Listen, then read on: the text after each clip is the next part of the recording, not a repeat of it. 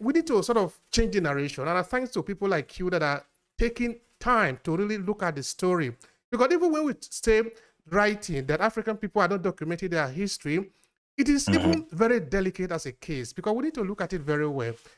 One can just go there and regurgitate, like many African historians do, go there and regurgitate what the European people have written about Africa. And because you are an African telling the story, it makes it sort of legitimate. But it is that you are doing more harm than good in that you, as an African, you really need to go down and dig the story, or because the story is about you. You don't have any reason to be regurgitating what the Europeans have written in terms of African history, in terms of world history even, because history is nothing more than just his whole version of the story. It's called his story, his whole story. So that is what it should be.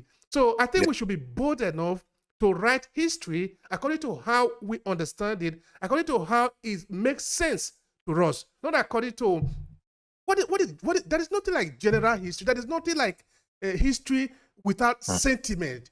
That is why I think Ben was saying that white people cannot teach Black history. It doesn't make sense because there are a lot of things that are involved in that.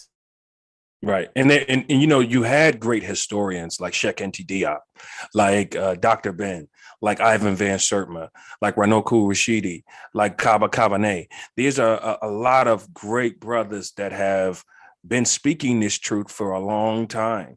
But they've been labeled as Afrocentrics and they've been debunked by Eurocentric scholarship. And there's been vast proof. I mean, you're talking about Ivan Van Sertima's discussion on Africans and the discovery of America. There's lots of evidence of African people already being in America before Columbus. But the denial continues. The denial continues because the fear of an uprising of Africans knowing who they truly were. Sheikh Enti Diop, he spoke on these issues about Egypt, on how Egyptians described themselves as no different than the Ethiopian people in the tomb of Ramses the second, I believe. And he also challenged the Egyptian antiquities and mentioned how the melanin levels were no different in ancient Egyptian mummies that he had tested. I believe he tested over 150 common people mummies in Egypt and found that they are just no different than any other sub-Saharan African that they have labeled. So there have been many brothers that have fought this fight. It's just that Eurocentric scholarship will continue to try to debunk them for the simple fact that they fear the knowledge and the understanding of true African history going around the world. But that's inevitable. It's going to happen anyway. It's going to happen anyway. I like that. I like that courage, because I think this is the time for us to really take up the story. It doesn't even make sense that Egypt is white. It doesn't make any sense. If they are white, then where did they came from? They came from Europe. Egypt, have written said the European history didn't even develop yet. Exactly. So are they coming from Asia? Are they Chinese? But why would they come from China to develop Africa? Because at the time, if you take it on the timeline, just looking at the achievement in Egypt, pair it up with Asia, it is not, that is the time is different.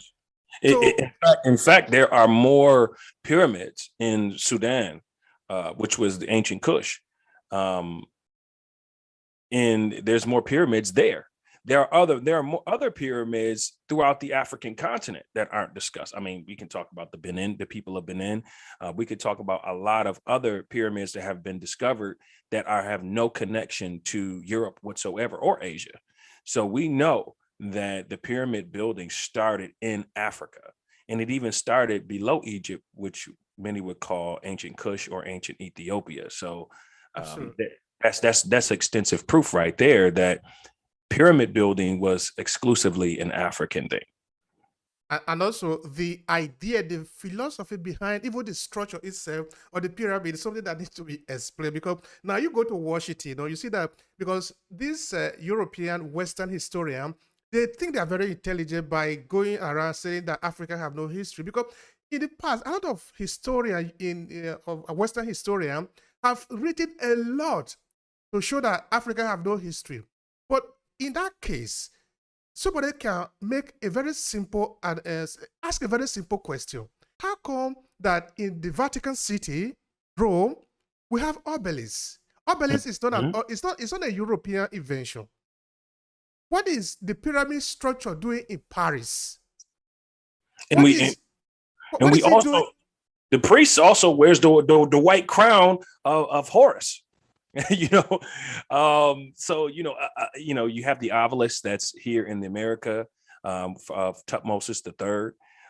So obviously these the American civilization, even if you turn around the dollar bill, you see a pyramid there, the U.S. dollar. So they have always given reference to Egypt. In fact, Rome, Greece, all these civilizations that came before America, they always gave reference to Egypt. Think about if you really think about Egypt, right? Egypt, the Babylonians came into Egypt, the Assyrians came into Egypt, the Greeks came into Egypt, the Romans came into Egypt. Everyone came into Egypt to learn and study. You have a man named Herodotus who talks about the antiquities of Egypt being the oldest of all men, as well as the Ethiopians being considered the oldest of all men. And what does that term Ethiopian mean? That term just means of the burnt face, of the black face. So this is who they knew African people to be at that time, and they claimed they were the most beautiful of all people and the most knowledgeable of all people, according to antiquities, based off guys like Herodotus, Aristotle, all these Greek philosophers, Plato. All of these guys studied guys like Imhotep, who was actually the first mega genius that the world had ever seen, constructing the first pyramid of Djoser. So it's a lot of history to uncover. This is why they had to separate Egypt from Africa, because if you leave Egypt in Africa, then basically you're saying we learned everything from Black people. And that's not what they wanted to do. That was not the narrative Eurocentric scholarship wanted. If that is the intention that they have paid, because the other day I was still checking, Egypt was still in Africa. They still haven't moved. Not an inch. Exactly. But they'll tell you, that Europeans were in Africa building pyramids in 133 degrees Fahrenheit. it just doesn't line up geographically, and it also doesn't line up, period. Physically, it can't happen. It wouldn't happen. Anyway, Emmanuel, now let's let's start from the story itself. The Pharaoh, the Black Pharaoh. Yeah. Now, how did the project start? Give us a background of the project itself. Yeah, when I first came up with the title I, Black Pharaoh, Golden Age of Triumph, people was thinking that the term black means black skin. No. To the Egyptians, the term black meant ascended into the God form or completion.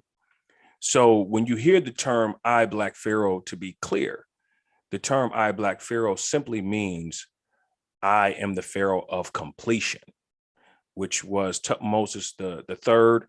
I was researching. Originally, I was doing a film. I was working on a film about my great ancestor, Shaka Zulu. If you look at my last name, Kulu and Zulu, we're only one letter off. We're literally of the same tribe and derived of the same tribe. So I initially wanted to do something in South Africa.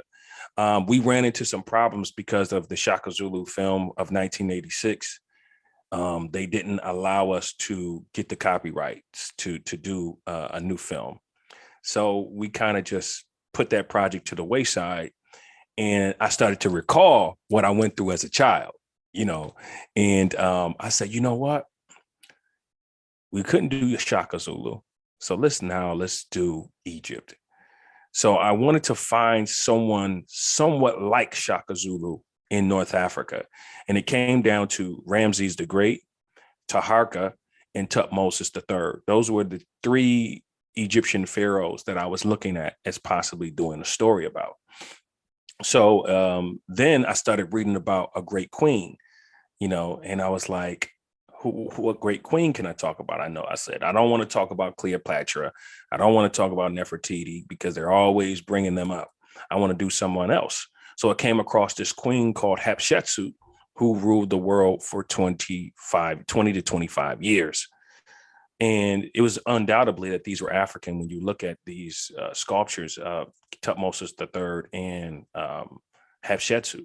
So I decided these are going to be the two African kings and queens that I'm going to discuss. And it just so happened that they were they reigned right after each other, and they had great connection between each other. So I wanted to tell this story from an African perspective, and that's where it began. That's very interesting. So when you discover the story, you think in that okay, this is the story I wanted to tell. How did you how did you go about it? Talking from the point of view of research, because now you need to know the story that you want to tell. Right. Well, you got to do a lot of traveling. You got to do a lot of research. When it comes to Egyptian antiquities, it's very important that you talk to the people of Aswan, because Aswan is pretty much the Black region of Egypt today. So taking trips there, understanding what was happening in Egypt at that time, also doing research on each individual, seeing their connections to each other. So it takes a lot. It was a lot of research to understand the story, to see what did I want to fit in my story, what didn't I want to fit in the story. I also used some biblical narratives as well to make connections to this Egyptian story, because if you go back and do the research on the biblical narrative, you find there's a lot of contact between ancient Israel and ancient Egypt. So I also tied that in within the story as well for those who are Bible believers, to also make that connection as well. So it took a lot of research. I mean, you're talking 3 years of research plus traveling.